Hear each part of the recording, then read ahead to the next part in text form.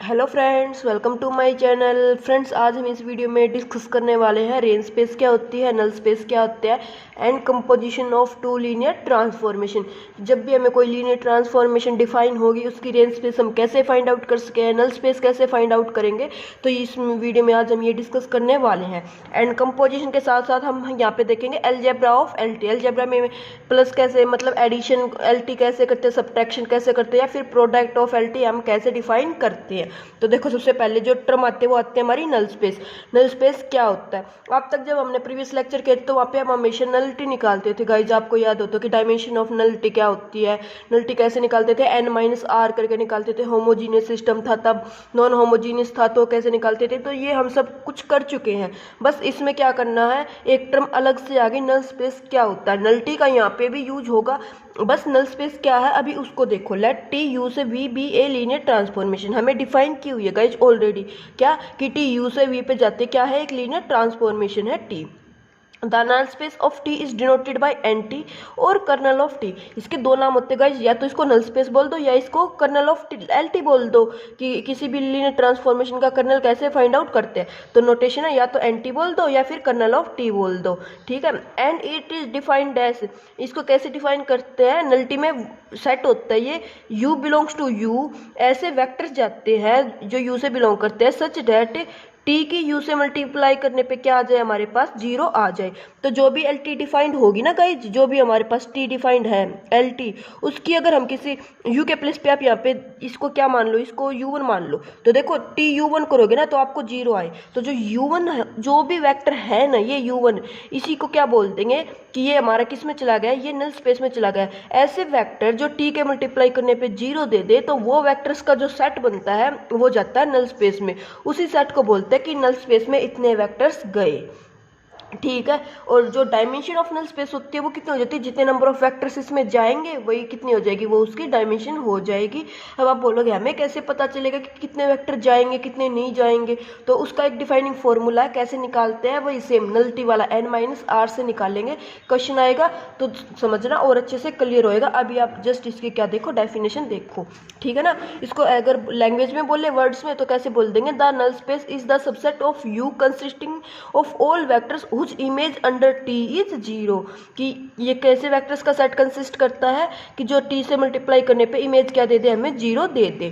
तो ये 0 0, अब मैट्रिक्स मल्टीप्लिकेशन होगी तो ये 0 को बार जो है इसको ऐसे लिख देते हैं ना, जितने भी टाइम 0 आएगी, तो एक बार बार 0 लिखने के बजाय हम एक बार 0 लिख देते हैं। ये सब मैंने बता रखा है ना। उसके बाद गाइज बात आती है नल रेंज स्पेस की।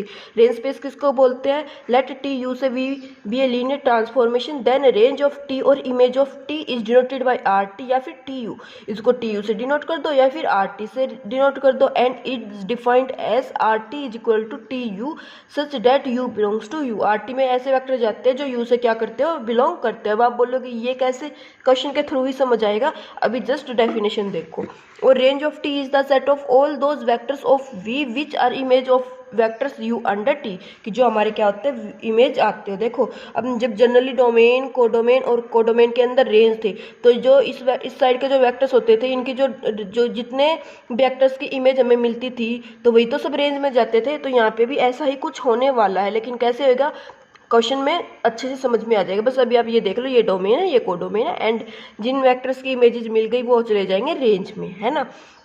उसके बाद एक आता है गाइज रैंक नलिटी थ्योरम बोल दो या स्लाइवेस्टर लॉ बोल दो। इसमें क्या होता है, टी यू से वी पे एक एल टी डिफाइंड होगी, and then rank of T plus nullity of T is equal to dimension of U. तो नलिटी रैंक को रो से डिनोट करते हैं, रो रैंक ऑफ टी है ना, और नलिटी को म्यू से डिनोट कर देते हैं, म्यू ऑफ टी। अभी आप बोलोगे कि आपने यहाँ पे तो एन टी और कर्नल ऑफ टी बताया था, हाँ जी वो नल स्पेस या कर्नल के लिए था। यहाँ पे हम बात किसकी करने लग रहे हैं, नलिटी की करने लग रही है। यहाँ पे नलिटी नहीं है ना, यहाँ पे नल स्पेस है, इसलिए कैपिटल एन टी था। यहाँ पे है नलिटी, तो नलिटी के लिए क्या होता है, म्यू टी इजिकल टू, यहाँ पे जब देखो रैंक नलिटी थ्योरम में जब बताया था तो वहाँ पे कॉलम बताए थे कि जितने नंबर ऑफ कॉलम है ना, तो नंबर ऑफ कॉलम का यहाँ पे डायमेंशन ऑफ यू से ही मतलब है। अभी आप बोलोगे कि मैम पहले तो आपने कर्नल में कॉलम, यहाँ पे rank plus nullity is equal to number of column बताए थे, अभी अब डायमेंशन ऑफ यू क्यों बोलने लग रहे हो। तो मैं बताती हूँ गाइज, एल टी जब हमने किया था लेक्चर नंबर 2nd या 3rd था आई थिंक, वहाँ पे जब टी यू से वी पे डिफाइन किया था, है ना, तो आप समझना, मान लो मैंने ऐसे बोला था कि टी जो है ना डिफाइन है यू से वी पे, मतलब आर, मान लो एक सेकंड के लिए कंसीडर करने लग रहा है गाइस हम आर स्क्वायर से आर थ्री पे, यू और वी क्या लीनियर वो ही तो होते हैं, ऑपरेटर होते हैं ना। तो इसकी मैंने बोला था इस मैट्रिक्स का साइज क्या होगा गाइस, तो हमने देखा था इस मैट्रिक्स का साइज होता है 3x2, है ना, पीछे से आगे वाली साइड आते हैं हम यहाँ पे 3x2। तो डायमेंशन ऑफ यू यहाँ पे कितनी होगी है, नंबर ऑफ कॉलम इसमें रो 3 है, कॉलम कितने हमारे पास यहाँ पे 2 कॉलम है ना, तो डायमेंशन ऑफ यू लिख दो या नंबर ऑफ कॉलम लिख दो, बात एक ही होती है। लेकिन अभी हम जस्ट क्या करने लग रहे हैं, रैंक नलिटी थ्योरम है, इसलिए हमने यहाँ पे क्या लिखा है, डायमेंशन ऑफ यू लिखा। डायमेंशन ऑफ यू होती कुछ नहीं है, यहाँ पे यू से वी पे था तो आर स्क्वायर थी, तो इसके डायमेंशन कितने हैं 2, वही 2 कॉलम थे, तो कॉलम से लिखो या डायमेंशन से लिखो, बात एक ही है, तो कंफ्यूज मत होना इस चीज़ में। अभी हम आते हैं डायरेक्ट अपने क्वेश्चन पे। क्वेश्चन क्या होगा देखो, ये क्वेश्चन है, इसकी हमें क्या निकालनी है, इसका हमें रेंज स्पेस निकालना है, नल स्पेस निकालना है, रैंक निकालनी है एंड नलिटी निकालनी है, ठीक है ना। तो कैसे निकालोगे, देखो स्टेप बाय स्टेप आपको समझते जाना है। आपको जब क्वेश्चन करोगे आप एग्जाम में तब भी ऐसे ही सिस्टमेटिक वे से चलना है। तो फर्स्ट स्टेप क्या होगा आपका, हमें लिखना है to find R T. R T means range space, है ना, तो आप यहाँ पे आर टी लिख दो या फिर रेंज स्पेस लिख दो, बात एक ही है। इसके लिए हम कैसे फाइंड आउट करेंगे, हमें वेक्टर्स की क्या चाहिए गाइस, इमेजेस चाहिए है। अब इमेज कैसे निकालोगे, तो देखो जब भी मैंने एलटी बताया था, जब भी बेसिस गिवन नहीं होते हैं तो हम बात करते हैं स्टैंडर्ड बेसिस पे, है ना। तो हम R4 के स्टैंडर्ड बेसिस लेके चले हैं। R4 के स्टैंडर्ड बेसिस क्या होते हैं, E1 E2 E3 E4 1 0 0 0 1 0 0 0 1 0 0 0 1, है ना। तो ये क्या है, बेसिस है। अब इनकी क्या निकाल दो आप, इनकी निकाल दो इमेजेस, इनकी निकाल दो इमेजेस। तो आप बोलोगे हम कैसे निकाल लें मैम, तो टी यहाँ पे जो है 1 0 0 पुट करो तो इसकी इमेज आ जाएगी 1 1 1, तो ये आ जाएगी यहाँ पे, देखना जरा।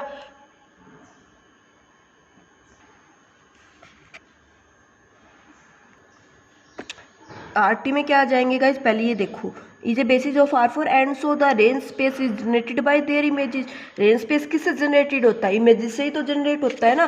तो जनरेट का निशान लगाएगा यहाँ पे, ये रेंज आया नहीं है अभी, यहाँ पे निकाला जनरेटेड बाय, कि इन वेक्टर से जनरेटेड हो सकता है। जब हमने क्या देखा था, बेसिस एंड डायमेंशन देखा था, तो वहाँ पे जनरेट जो स्पैन बोलते हैं वो एक ही बात होती है कि स्पैनिंग सेट किसको बोलते हैं, कितने वेक्टर्स को स्पैम को रिड्यूस करके बेसिस बनाते हैं हम, है ना। आपको याद हो तो जो एल आई वैक्टर होते हैं उनको एक्सटेंड करके बेसिस बनाते हैं, याद हो तो आपको। तो देखो TE1 TE2 TE3 TE4 तो किस में गए हैं, इसके रेंज स्पेस के जनरेटेड सेट में गए हैं। अब आप बोलोगे TE1 का क्या मतलब है मैम, तो TE1 का मतलब है 0 0 0 की इमेज निकाल दो। तो यहाँ पे x1 के प्लेस पे 1, बाकी के प्लेस पे 0 पुट करो तो निकाल दो 1 1 1 आ जाएगी यहाँ से, ठीक है। फिर TE2 का क्या मतलब है, 0 1 0 0 सेकेंड बेसिस पुट करो तो इसकी आ जाएगी -1 2 1, सॉरी -1 2, सॉरी यहाँ पे 0 है, 0 यहाँ पे 0 आएगी क्योंकि x2 नहीं है ना, ये तो x3 है। तो -1 0 1, फिर TE3 की निकाल दोगे, सेम TE4 की निकाल दोगे। स्टेप यही करना है गाइस, पहले स्टैंडर्ड बेसिस अगर दे दिए है तो अच्छी बात है, नहीं दिए तो आपको स्टैंडर्ड बेसिस लेके चलना है, उस बेसिस से रेंज सेट में लेके चलना है, रेंज सेट से उनकी इमेजेस फाइंड आउट करनी है। उसके बाद जो इमेजेस फाइंड आउट की है ना, इनसे निकाल लेंगे हम बेसिस, या फिर बोल दे डायमेंशन ऑफ यू। तो कैसे निकालोगे, तो देखो बेसिस निकालने के लिए इनको क्या पुट करना है, रो वाइज पुट करना है गाइज। मैं हमेशा बताती हूँ रो वाइज पुट करना, लेकिन कब रो वाइज पुट करना है ये अभी तो पता चल गया, लेकिन गिवन मैट्रिक्स को रो वाइज पुट करना या कॉलम वाइज पुट करना उसका एक अलग स्टेप है, वो भी बताऊंगी मैं। अभी आप इस पे देखो, आरटी में ये वेक्टर्स गए, इनको रो स्पेस मतलब रो वाइज पुट किया हमने। To find basis of RT, RT के बेसिस फाइंड आउट करने के लिए रो वाइज पुट किया, रो इक्विवेलेंट फॉर्म में इसको कन्वर्ट कर दिया, रो रिड्यूस इक्विवेलेंट फॉर्म आ गई। यहाँ से बेसिस निकालना बहुत अच्छे से बताया था मैंने आप लोगों को कि जो एल आई रो आई है, फर्स्ट और सेकंड रो एल आई जहाँ पे पाइवट पोजीशन मिली है, तो ये गिवन वेक्टर सी क्या लिख दो, बेसिस सेट में लिख दो।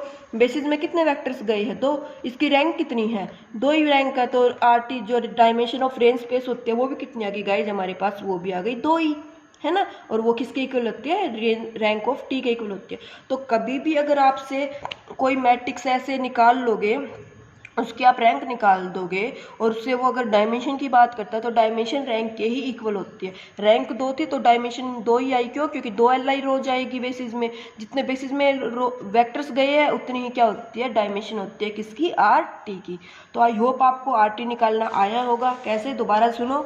सबसे पहले स्टैंडर्ड बेसिस लेके चलने हैं। स्टैंडर्ड बेसिस से लेके हम एक जनरेट सेट बना देंगे, उस पर T ऑपरेट करके इसको इमेज निकाल ली। इमेज जो आई है उनको रो वाइज पुट करके रैंक निकाल दी, रैंक बता दी। जो Li रो है वो बेसिस में चले गए, बेसिस से हमने क्या बोल दिया, डायमेंशन बोल दिया। ये तो था जस्ट क्या, रेंज स्पेस रैंक। अब बात आती है नल स्पेस के लिए। नल स्पेस के लिए क्या करेंगे हम लोग, देखो जरा आप लोग, नल स्पेस के लिए करेंगे हम, नल स्पेस के लिए क्या बताया था मैंने डेफिनेशन, एक ऐसा वेक्टर मिलता है u जो सच डेट t से मल्टीप्लाई करने पे 0 दे दे, तो वो वेक्टर क्या है u, उसको जनरली मान लिया हमने x1 x2 x3 x4, ठीक है ना। ये एक वेक्टर है जो बिलोंग करता है नलिटी से। अब आप बोलोगे कि हमें क्या पता ये बिलोंग करता है, अरे हमने तो आर्बिट्रेरी वेक्टर लिया ना, हमें नहीं पता इसकी इमेजेस क्या आएगी, x1 x2 x3 आएंगे भी या नहीं आएंगे, है ना। वो जस्ट हमने कंसीडर किया है। If any vector u belong करता है, अगर ये बिलोंग करता है NT से, तो by definition u into T करेंगे तो वो क्या आ जाएगा, 0 आ जाएगा। देन TU करके 0 आ जाएगा। तो u क्या लिया है, x1 x2 x3 x4 0 0। देखो अब आप बोलोगे कि यहाँ पे तो ये 0 था, आपने टप्पल फॉर्म में क्यों लिख दिया, क्यों? क्योंकि गाइज यहाँ पे हमने ये 4 टप्पल R4 से R3 पे जो हमारा सेट डिफाइन था, तो R4 से R3 पे डिफाइन थी ना T, तो R4 लेके चले, तो T ये वेक्टर पता चला आपको, R4 का लेना। अब आप बोलोगे क्यों लेना है मैम R4 का, हमें कैसे पता चलेगा कि हम 3 टप्पल ले या 4 टप्पल ले। तो देखो सुनना मेरी बात, समझना ध्यान से। T R3 से R4 पे है, तो जो T का साइज होगा गाइज वो कितना होगा, 3x4, है ना, ये हमें पता है। अब T की किसी u से मल्टीप्लाई करनी है, नेक्स्ट स्टेप है ये, T की किसी u से मल्टीप्लाई करनी है। तो अगर T का साइज जो है वो 3x4 है, तो जो यहाँ पे वेक्टर आएगा वो 4x1 ही आएगा ना। Ax is equal to B system of linear equation में चले जाओ गाइज। अगर यहाँ पे 4 नहीं लेगे तो इसकी मल्टीप्लिकेशन कैसे डिफाइंड होगी, मैट्रिक्स मल्टीप्लिकेशन के लिए डिफाइंड है ना कि m क्रॉस n है, तो यहाँ पे n क्रॉस 1 ही आता है ना। n यहाँ पे सेम होते हैं, अगर यहाँ पे 4 है तो यहाँ पे 4 ही होगा। तो इसीलिए आप इस चीज़ में कंफ्यूजन मत होना कभी भी कि मैम यहाँ पे 3 वेक्टर ले या 4 वेक्टर ले, 4 वेक्टर ले या 3 वेक्टर ले, वो देखेंगे हम हमारी मैट्रिक्स मल्टीप्लिकेशन। अगर यहाँ पे अगर 3x3 होता तो यहाँ पे 3x3 की मैट्रिक्स बन जाती, 3x3 की बनती तो यहाँ पे 3x1 का वेक्टर लेते 3, ठीक है ना। तो गोट इट। तो हमने ले लिया R4 का vector generally, x1 x2 x3 x4। अब ये किस पे जाएगा, ये जाएगा 0 0 0 पे। अब आप बोलोगे ये कैसे, तो वही सिस्टम ऑफ लीनियर इक्वेशन, यहाँ पे अगर 3x4 था, 4x1 था, तो यहाँ पे आ जाता 3x1, है ना। क्योंकि ये जो 3 वेक्टर होते हैं तो रो वाइज लिखे जाते हैं ना, Ax इजिकल टू बी, जब A ऑगमेंटेड B बनाते थे। तो आई होप आपको ये डाउट क्लियर हुआ होगा कि कहाँ पे 4 वेक्टर लेने हैं और कहाँ पे 3 वेक्टर लेने हैं, ठीक है ना। और इसको ऐसे भी समझ सकते हो आप लोग कि यू के रेंज में जाएंगे एलिमेंट, तो यहाँ पे तो क्या आएगा, डोमेन आएगा, यहाँ पे क्या आएगा, कोडोमेन आएगा, कोडोमेन के अंदर ही रेंज आएगी ना।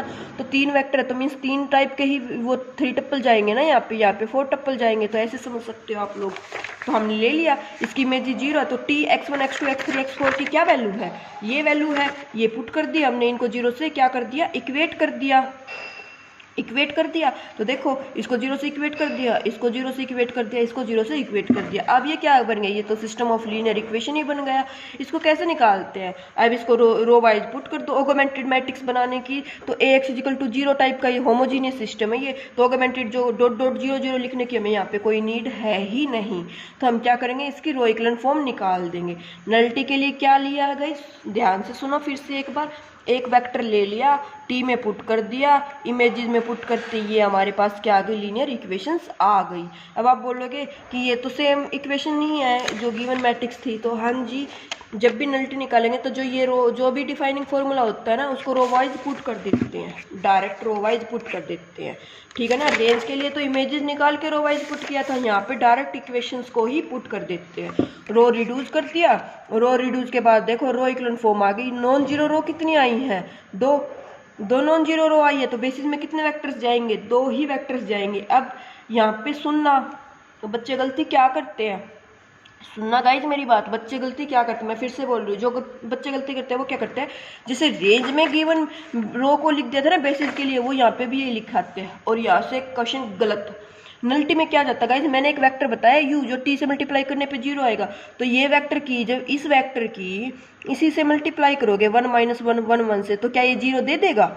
1 इंटू 1 1 माइनस माइनस प्लस 1 2 3 4, तो ये तो 4 देने लग रहा गाइस, फर्स्ट 0 तो नहीं दिया। तो कभी भी ये वाले वेक्टर जो होते हैं ना, ये नलिटी में नहीं लिखने होते, ठीक है ना। नलिटी में कैसे लिखने होंगे, वो जब n माइनस आर करके बेसिस निकालते थे ना, तो सेम वो वाले वेक्टर्स लिखने हैं। कैसे, देखो रैंक कितनी आई है 2, नलिटी कितनी आ जाएगी गाइज n माइनस आर करके, तो 4, n क्या होता है नंबर ऑफ कॉलम, तो 4 माइनस 2 करोगे तो 2 आ जाएगी। तो डायमेंशन जब नलिटी की आई गाइज, रैंक 2 थी, नलिटी की भी डायमेंशन 2 आ गई। ये कोइंसिडेंट है कि नलिटी की रैंक जो डायमेंशन है वो 2 आ गई, लेकिन जो बेसिस आएंगे वो ये वाले नहीं आएंगे, वो निकालेंगे कैसे, देखो इसको क्या लिखेंगे, रिड्यूस, इसको x1 x2 x3 x4 से मल्टीप्लाई कर देंगे। एक इक्वेशन ये आ गई, एक ये आ गई। अब क्या करोगे, 2 डायमेंशन है तो मीन्स 2 फ्री वेरिएबल है, तो हम खुद से कंसीडर करेंगे। तो हमने मान लिया let x3 and x4 are free variable, ठीक है ना। आप बोल लोगे x3 x4 लिए क्यों लिए, यही लेने जरूरी है गाइस, लेने जरूरी नहीं है, लेकिन हम क्या करते हैं, मैंने आपको बताया था कि हम लास्ट वाले डिजिट जो भी टर्म आती है उनको ले लेते हैं, इजी रहता है हमारे पास, है ना। तो आप x1 x2 को भी ले सकते थे, लेकिन आपको लिखना पड़ेगा, जिसको भी आप फ्री वेरिएबल कंसिडर करोगे ना, तो आपको लिखना पड़ेगा let x1 x2 are free variable. तो फ्री वेरिएबल है तो उनको हम अपनी तरफ से क्या करेंगे, सेल्फ चूज करेंगे। मैंने x3 x4 को लिया है तो ठीक है, x3 x4 को लिया तो इनको चूज करेंगे। कैसे करेंगे, देखो अभी to find basis of L T, basis ही तो निकालने ना एल टी के, तो देखो कैसे करोगे। मैंने लिया है x3 को 1 और x4 को 0, तो जो ये इक्वेशन आई है ना इसमें पुट कर दो, x3 को तो 1 पुट कर दो, x4 को 0 पुट कर दो, तो x2 की वैल्यू आ जाएगी यहाँ से, कितनी आ जाएगी गाइज, यहाँ से वैल्यू x2 की वैल्यू आ जाएगी यहाँ से -1 आएगी गाइज, यहाँ से, हाँ जी यहाँ से -1 आएगी, यहाँ से ये प्रिंटिंग मिस्टेक है, सॉरी ये तो 2 की थी, 2 की तो ठीक है। x2 की वैल्यू आ जाएगी -1 जब इसमें पुट करोगे आप लोग, एंड x2 की वैल्यू, x3 की वैल्यू, x4 की वैल्यू इसमें पुट कर दो तो x1 की वैल्यू आ जाएगी -2। तो ये एक वेक्टर बन गया, यहाँ पे पुट कर दो इसको बेसिस फॉर्म में, जो ये लेके चले थे ना गिवन है x1 x2 x3 x4, यहाँ पे वैल्यू भी पुट कर दो, तो -2 -1 1 0, ये किस में चला गया, एंटी में चला गया। अब आप बोलोगे एक वेक्टर चला गया, हाँ जी एक वेक्टर चला गया, डायमेंशन कितनी थी 2, तो मतलब कितने वेक्टर जाएंगे, 2 वेक्टर जाएंगे। दूसरे के लिए क्या करोगे, x3 को 0 पुट कर लो, x4 को 1 पुट कर लो। अभी आप बोलोगे कि 0 1 ही पुट करना जरूरी है, तो मैंने हमेशा बताया आपको कि वो हम अपनी कन्वीनियंस के अकॉर्डिंग देख लेते हैं कि 0 1 से इजी पढ़ने लग रहा है, अगर कहीं फ्रैक्शन में आता है तो फ्रैक्शन रिमूव करने के लिए उस वेक्टर को उतना ही मल्टीपल्स ले लेते हैं, है ना। तो देखो x3 0 ले, x4 1 ले, तो इसमें पुट करो, x3 को 0 पुट करो, x4 को 1 पुट करो, तो x2 की वैल्यू आ जाएगी 2, x2 की 2 पुट कर दो -2, x4 की 1, x3 की 0, तो x1 की आ जाएगी 1। तो एक वेक्टर मिल गया, ये एक वेक्टर, ये एक वेक्टर, ये 2 वेक्टर चले गए किसमें, बेसिस, किसके बेसिस में, एंटी के बेसिस में। अब आप इनको वेरीफाई, आप देख सकते हो कि हमारा जो वेक्टर निकाले ये ठीक है, मतलब ये सही निकले है या नहीं निकले। तो कैसे करोगे, टी यू करके 0 आना चाहिए था ना, तो टी मैट्रिक्स ये थी हमारे पास, इसकी किससे मल्टीप्लाई करोगे, इस मैट्रिक्स के u से, तो u देखो, u एक बार ये लेके चलो, कौन सा लोगे आप, मैंने चलो ये ले लिया 1 2 0 1 ले लिया, तो मैंने यहाँ पे पुट किया इसकी 1 2 0 1 के साथ मल्टीप्लाई की, तो ये 0 0 देगा, हाँ जी देगा। ये देखो 1 इंटू 1 करके 1 -2 + 1 2 और -2 करके 0 दे दिया। सेकंड से मल्टीप्लाई करो 1 0 0 -1 0 दे दिया, यहाँ से करोगे 1 + 2 3 3 0 -3 0 0 0 0 दे दिया ना। आप सेकंड को भी ऐसे ही वेरीफाई करके देख सकते हो। तो ये चले गए एंटी में। तो आई होप आपको ये क्वेश्चन समझ में आया होगा। एक क्वेश्चन और इसी टाइप का देखते हैं, बेसिक सा, 2 मिनट लगेगी। देखो इसकी भी range space, null space, rank, nullity निकालनी है। ये दे दिया हमें, इसको आपको खुद करना है। TXY को जेड नहीं है, यहाँ पे R² से R3 पे डिफाइंड है, तो जो मैट्रिक्स बनेगी वो क्या बन जाएगी, 3×2 की बन जाएगी, ठीक है ना। x + y, x - y और y पे चला जाएगा ये हमारे पास। रेंज स्पेस के लिए कैसे निकालोगे, स्टैंडर्ड बेसिस लेके चलोगे, इमेज निकाल दोगे। तो देखो स्टैंडर्ड बेसिस लेके चले हम लोग। यहाँ पे हमारा क्वेश्चन अभी जो, ये तो आपको ट्राई करना, कभी ये सोचो कि ये आपको ट्राई करना है। हम क्वेश्चन करेंगे ये वाला, R3 से R² पे जाने लग रहा है, x y z, x + y y + z। तो स्टैंडर्ड बेसिस लेके चले। फर्स्ट स्टेप यही था, to find RT we have to consider standard basis of R। जो भी यहाँ पे u वेक्टर है, u क्या है, R3 है, तो u के वेक्टर स्टैंडर्ड लेके चले, R3 के 1 0 0 0 1 0 0, है ना। इसको इसमें पुट करोगे तो ये क्या निकाल दी, इसकी इमेज निकाल दी। इमेजेस के बाद सेकंड स्टेप क्या था, जो इमेज निकाली थी इनको रो वाइज पुट कर दो, तो रो वाइज इनको पुट कर दिया, रो इक्वलन फॉर्म कर दी। यहाँ से इसकी रैंक कितनी आ गई, 2 आई, तो 2 ही LI रो है, रैंक भी कितनी है हमारे पास, 2 ही है, तो यही चले गए हमारे बेसिस में चले गए। उसके बाद एंटी निकालनी है, एंटी के लिए क्या था, एक वेक्टर लेके चले आप लोग, क्या यू ले लिया हमने XYZ such that T U करके 0 देगा, तो टी XYZ करके क्या देगा हमारे पास 0 देगा।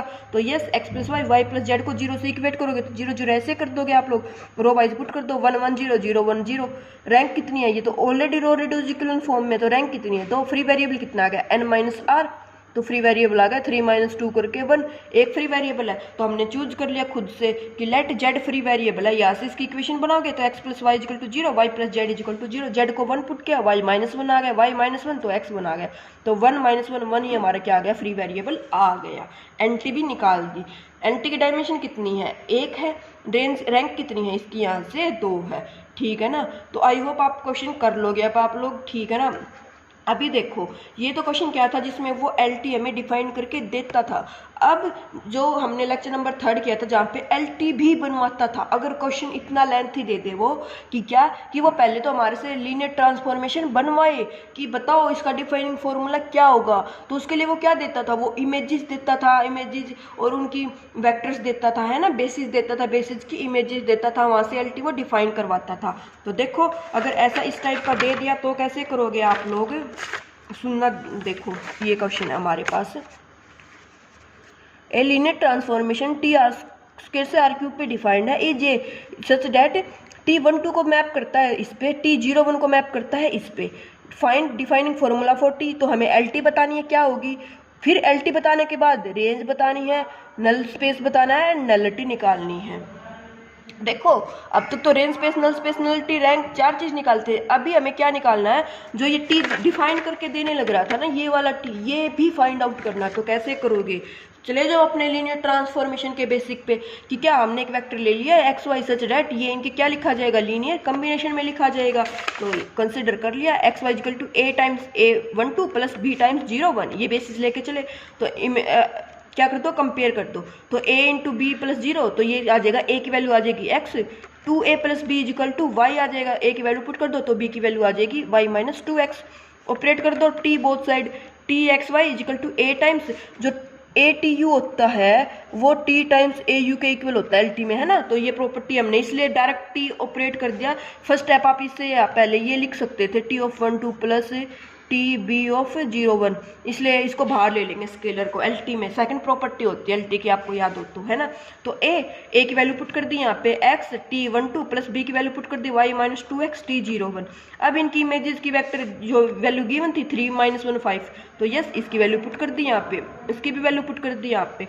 अब क्या करो, जस्ट मल्टीप्लाई कर दो 3x, यहाँ से करोगे तो 2y - 4x -x + y - 2x 5x -y + 2x add कर दो कि ये आ जाएगी, ये आ गई हमारी LT, ठीक है। तो LT आ गई, अब इसकी क्या निकालोगे, रेंज स्पेस निकालोगे। अब सुनना मेरी बात ध्यान से, इसलिए मैंने यहाँ पे नोट्स में भी मेंशन किया कि आपको PDF सेंड करूँगी, तो आप वहाँ पे कभी किसी बच्चे ने अगर बाय चांस लेक्चर का ध्यान नहीं रहता तो वो याद रखे, क्या कि याद रखना है जो स्टैंडर्ड बेसिस यहाँ पे 1 2 है ना, ये दे दिए, ये तो इन्होंने तो जस्ट काम किया है यहाँ तक LT निकालने में। अब ये LT हो गई ना, अब इसके बाद जो बेसिस लेने हैं ना वो हमें लेने हैं स्टैंडर्ड, ये वाले बेसिस नहीं लेने गाइस, याद रखना। इन बेसिस का तो काम हो चुका, इनका काम क्या था, LT निकालना। LT जैसे ही निकली, अब ये हमारे बेसिस नहीं है, अब हमारे बेसिस है R² और R³ वाले। तो R² के 1 0 0 1 बेसिस होते हैं। तो देखो पता है बच्चे गलती क्या करते हैं, 0 1 के अकॉर्डिंग तो आंसर ठीक निकल जाता है जब वो देखते हैं, लेकिन 1 2 के अकॉर्डिंग आंसर गलत निकलता है, और वो फिर बोलते हैं, मैसेज भी करते हैं कि मैम आंसर मैच नहीं हो रहा, आंसर मैच नहीं हो रहा, एक मैच हो गया सेकंड मैच नहीं हो रहा। तो वो कैसे होगा, 1 2 के अकॉर्डिंग थोड़ी ना निकलेंगे हमारा आंसर। अब हमारा आंसर निकलेगा E1 और E2 स्टैंडर्ड बेसिस के। तो जो 1 2 है ये नहीं लेना, ये उसने कोइंसिडेंट हो गया कि जो 1 0 होता है R1 का, जो E1 होता है R2 में, और जो E2 होता है वो 0 1 होता है, तो E2 उसने ऑलरेडी गिवन दे दिया, ठीक है ना। तो ये कोइंसिडेंट है, अदरवाइज यहाँ पे अगर 0 1 के प्लेस पे यहाँ पे 1 1 होता है तो कैसे करते, तो भी आप लोगों को 0 1 ही लेना था स्टैंडर्ड बेसिस।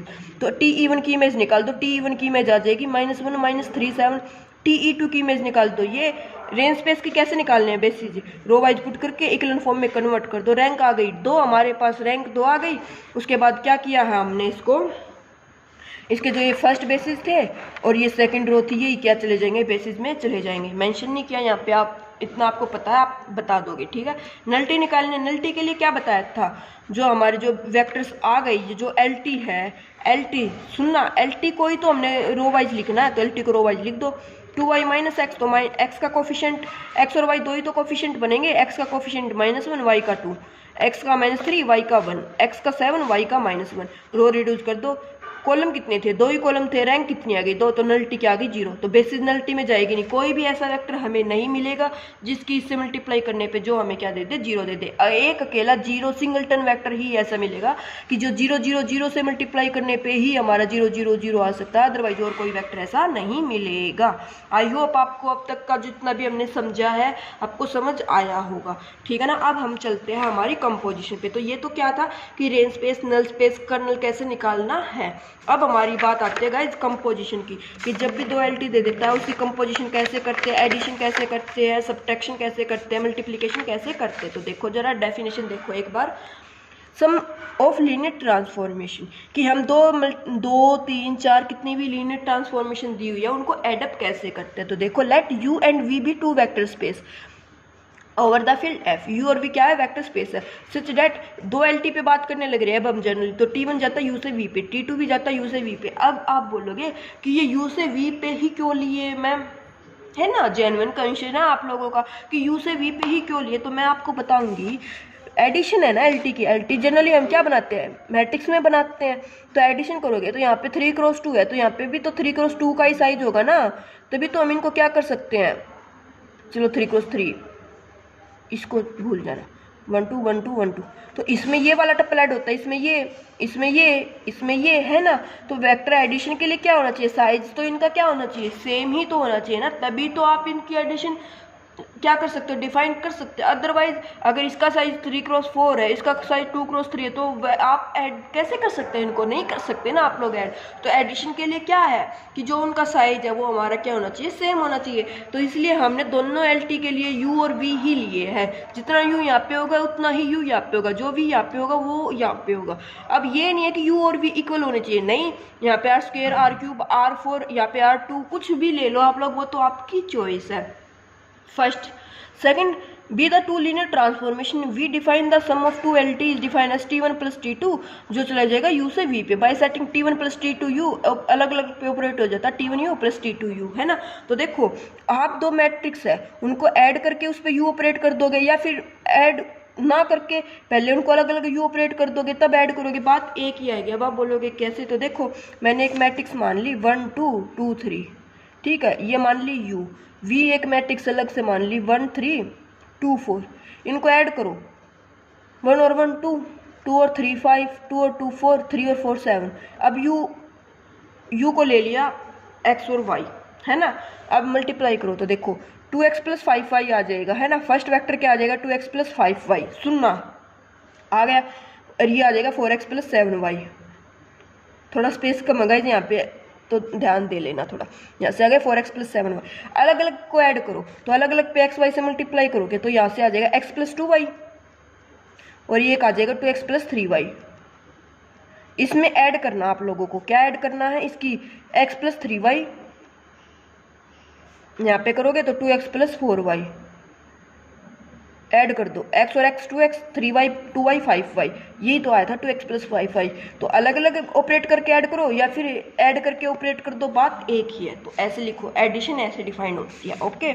उसके बाद बात आती है स्केलर मल्टीप्लिकेशन ऑफ LT की स्केलर मल्टीप्लिकेशन कैसे करते हैं हम, देखो इसके लिए क्या लेके चले, T U से V भी लीनियर ट्रांसफॉर्मेशन, एंड कोई भी स्केलर है तो स्केलर कहाँ से आता है, फील्ड से आता है। तो मान लिया let and A belongs to F be any scalar, then the scalar multiplication of T is T की किसके साथ, ए के साथ, is denoted by A T such that, और इसको कैसे डिफाइन करते हैं, ए टाइम्स टी यू कहाँ से आ जाएगा, ए बाहर आ जाएगा, टी यू हो जाएगा। तो वही एल टी की जो बेसिक डेफिनेशन होती है वही होती है हमारे स्केलर मल्टीप्लिकेशन में। ये तो थी बेसिक। अब बात आती है हमारी कंपोजिशन ऑफ एल टी, इसको बोल देते हैं कंपोजिशन को प्रोडक्ट ऑफ एल टी। तो ये इंपॉर्टेंट है, मोस्ट इंपॉर्टेंट है, अगर क्वेश्चन यहाँ से आता है तो इसी पे बनेगा। एडिशन सब्ट्रैक्शन मल्टीप्लिकेशन पे, जो स्केलर मल्टीप्लिकेशन है इस पे नहीं बनता, क्यों, क्योंकि वो तो जनरली ऐड कर देते हैं। बात आती है कंपोजिशन की, बच्चों को कंपोजिशन करनी नहीं आती है। जैसे फंक्शंस के केस में सेट रिलेशन फंक्शन में जाते हैं कंपोजिशन, तो सेम यहाँ पे भी ऐसे ही होने वाली है। कैसे, टी यू से V W be the 3 vector space over a field F. अब आप बोलोगे कि यहाँ पे हमने 3 वेक्टर क्यों लिए मैम, पहले तो आपने 2 वेक्टर लिए थे, इसका रीजन बताऊंगी मैं अभी, आप डेफिनेशन समझो। लेट T1 जाता है U से V पे, T2 जाता है V से W पे, B two L T, we define T2 T1 U से W पे चला जाएगा, T2 T1 चला जाएगा गाइज। जो यहाँ से ये वाला U था ना, ये कॉमन था ना, कॉमन कैंसिल आउट हो जाता है U से W पे, T2 T1 and call product of T2 and T1 bye setting T2 T1 U, T2 बाहर ले लो, T1 U हो जाएगा। सेम T1 T2 होता, अगर बाई चांस यहाँ पे T1 T2 होता तो ये क्या आ जाता, T1 आ जाता, T2 U हो जाता, T2 U हो जाता। और अब जब T1 T2 की बात करते तो T1 T2 की बात करते तो ये चला जाता हमारा यहाँ से जब V से W, और ये चला जाएगा हमारा U से V। तो ये डिफाइंड ही नहीं होगा। क्यों नहीं होगा, उसका एक रीजन है, बताऊंगी मैं अभी आप लोगों को। पहले रिमार्क देखो, T1 and T2 be two linear transformation, then T2 T1 is defined under the condition, क्या कंडीशन होनी चाहिए, जो रेंज होती है T1 की वो कंटेन होनी चाहिए डोमेन T2 में। रेंज ऑफ जो पीछे होता है ना, पीछे वाला होता है, उसकी तो क्या रेंज होनी है, वो किस में कंटेन होनी चाहिए, सेकंड वाले की डोमेन में। समझना कैसे, कहाँ पे बताऊँ गाइज, मैं इसको आपको यहीं पे बताती हूँ। देखो T2 एक मैट्रिक्स थी, उसका साइज था हमारे पास से 3x2, ओके। T1 एक मैट्रिक्स थी, उसका साइज था 4x3, ठीक है ना, क्या मैंने बोला, ठीक है ना। हमने मल्टीप्लाई करने T2 T1 की, तो T2 T1 की मल्टीप्लाई करोगे तो 3x2 क्रॉस 4x3, क्या ये डिफाइन हो जाएगा। T2 इंटू T1 करना है ना, तो ये डिफाइन ही नहीं हुआ, क्यों, क्योंकि कॉलम सेम नहीं है यहाँ पे। तो इसीलिए क्यों, देखो ये डिफाइन क्यों नहीं हुआ, क्योंकि यहाँ पे देखो जो T1 है पीछे वाला, इसकी रेंज क्या है हमारे पास, इसकी रेंज क्या है हमारे पास गाइज, इसकी रेंज है 2, और T2 की को डोमेन क्या है हमारे पास, डोमेन है इसकी 4। तो क्या 2 कंटेन है 4 में, तो क्या 2 कंटेन है 4 में, यहाँ पे टप्पल फॉर्म में जाते हैं तो गाइज 2 4 में कंटेन नहीं होता, 2 में ही कंटेन होता है। आर स्क्वायर को आर स्क्वायर में ही तो कंटेन कर सकते हैं ना हम लोग, आर क्यूब को आर क्यूब में, R4 को R4 में। यहाँ पे मैट्रिक्स मल्टीप्लीकेशन डिफाइंड ही नहीं हुई। तो इसके लिए क्या करना था गाइज, आप अगर यहाँ पे 3x2 था तो यहाँ पे आपको देखो, इसको कुछ भी ले लो, इसको 5 ले लो, इसको यहाँ पे 2 ही लेना था आप लोगों को, 2x5। तो जब आप 2x5 करोगे तो 2 से 2 कैंसिल हो गए, मैट्रिक्स बन जाएगी 3x5 की। तो आई होप आपको समझ में आया होगा।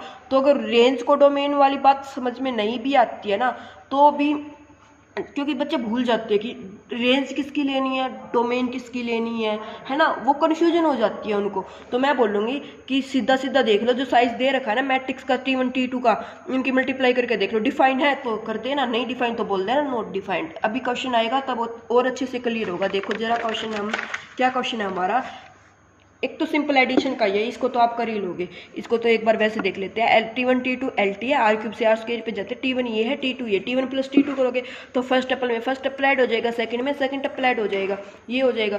3T1 करना तो T1 की 3 से मल्टीप्लाई कर दो, 5 की T2 से मल्टीप्लाई करके फिर फर्स्ट टपल में फर्स्ट ऐड कर दो, सेकंड में सेकंड ऐड कर दो, है ना, हो जाएगा, कर लोगे इसको तो आप लोग, कुछ नहीं है। बात आती है कंपोजिशन वाले की, यहाँ पे अगर सब्ट्रैक्शन होती तो इसके बीच में अगर माइनस दे देता वो, तो यहाँ पे माइनस लगा देते हैं ना, तो 2x minus x plus Z हो जाता है यहाँ पे। तो बात तो सेम ही है, तो प्लस माइनस में तो कोई प्रॉब्लम नहीं है, स्केलर मल्टीप्लिकेशन में भी कोई प्रॉब्लम नहीं है। फोर्थ आती है कंपोजिशन। कंपोजिशन कैसे करेंगे देखना जरा ध्यान से।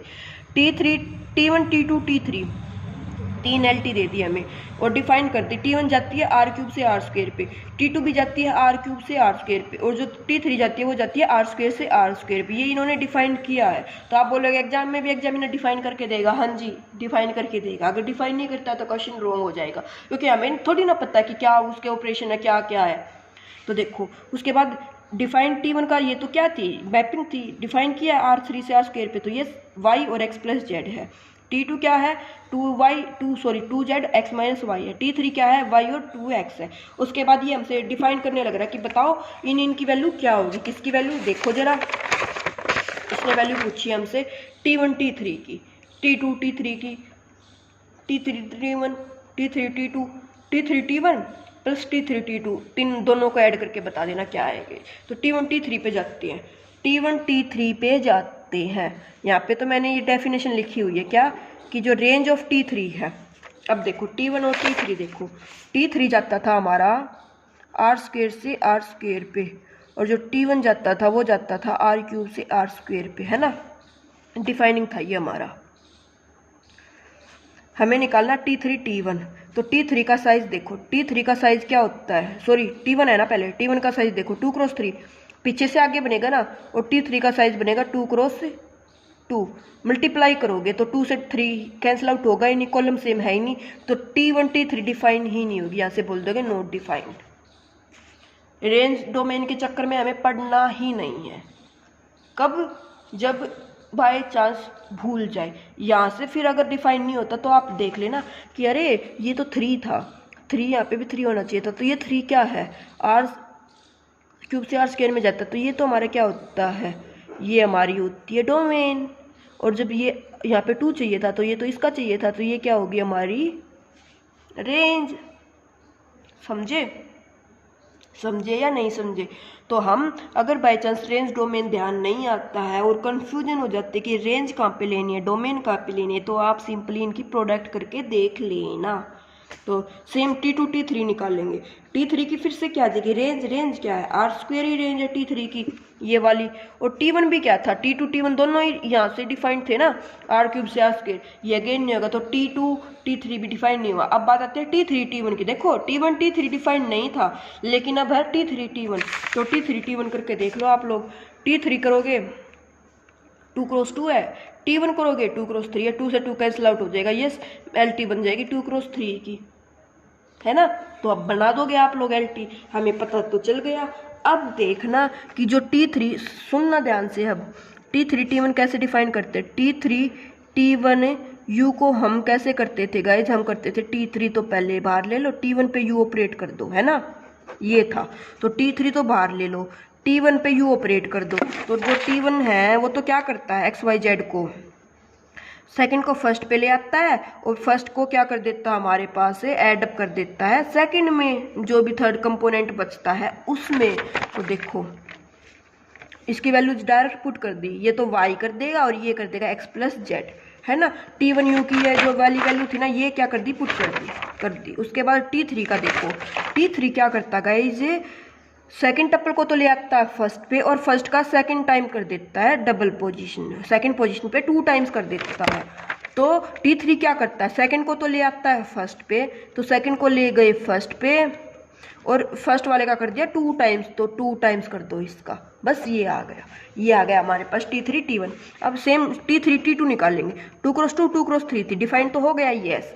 T3 T2 की देखो, T2 क्या करता था, 2z कर देता था और x माइनस वाई कर देता था। तो इस पे तो ध्यान मत दो, जस्ट इस पे जाओ, 2z x माइनस वाई यहाँ पे क्या कर दिया, पुट कर दिया। अब T3 का काम क्या था, T3 तो 2 टप्पल पे ही था ना, तो ये x और y टप्पल थे, टप्पल तो नोटेशन है, x z पुट कर दो, u भी पुट कर दो, कुछ भी पुट कर दो। इसका काम क्या है, सेकंड टप्पल को तो ले आता है फर्स्ट पे और फर्स्ट का सेकंड टाइम कर देता है, सेकंड पे पोजीशन पे शिफ्ट करके और 2 टाइम्स कर देता है। तो ये क्या करेगा, T3 का काम क्या है, सेकंड टप्पल को लेके आता है फर्स्ट पे, तो फर्स्ट पे लेके आ गए और जो फर्स्ट टप्पल इसका कर देता 2 टाइम्स। तो देखो 2 × 2z करोगे आप लोग तो ये आ जाएगा 4z, बस यही था। फिफ्थ में क्या था, इन दोनों को ऐड कर दो, तो ये जो ये वाली वैल्यू आ गई, ये वाली वैल्यू आ गई, इनको ऐड कर दो, तो फर्स्ट में फर्स्ट टप्पल ऐड हो जाएगा, सेकंड में सेकंड टप्पल ऐड हो जाएगा, ये हमारा आंसर आ जाएगा, है ना। तो आई होप गाइज आपको आज का लेक्चर अच्छा लगा होगा और समझ में भी आया होगा। ये था हमारा जो BLT का जितना भी वर्क था ना, ये सब कुछ कंप्लीट हो गया। अब क्वाड्रेटिक फॉर्म है एंड इनर प्रोडक्ट स्पेस है। ये दोनों आपको आज शाम को या कल ही लेक्चर मिल जाएगा, इनका भी एक ही लेक्चर में, inner product space and quadratic form. क्योंकि क्वाड्रेटिक फॉर्म ना अभी हमें हायर लेवल पे नहीं करना, जस्ट रैंक इंडेक्स सिग्नेचर कैसे फाइंड आउट करते हैं एंड इनर प्रोडक्ट स्पेस होगा या नहीं होगा ये चेक करना आ सकता है कि verify this is inner product space और नॉट। तो ये दो लेक्चर को कंबाइन करके एक ही लेक्चर में कल आपको मिल जाएगा। एंड हाँ, कल ही मिलेगा आपको, क्योंकि आज शाम को आपको जो लीनियर की इंपॉर्टेंट थ्योरम है ना, उनका वीडियो मिल जाएगी। 5, 7, 10 मिनट की जितनी भी बनती है ना इंपॉर्टेंट थ्योरम की वीडियो मिल जाएगी आपको। तो आई होप आपकी तैयारी अच्छी चलने लग रही होगी एंड आपको लेक्चर भी अच्छा लगा होगा। अगर अच्छा लगा तो कमेंट करके जरूर बताना एंड वीडियो को ज़्यादा से ज़्यादा अपने फ्रेंड्स के साथ भी शेयर करना जो भी HPSC की तैयारी करने लग रहे हैं। Okay guys, thank you.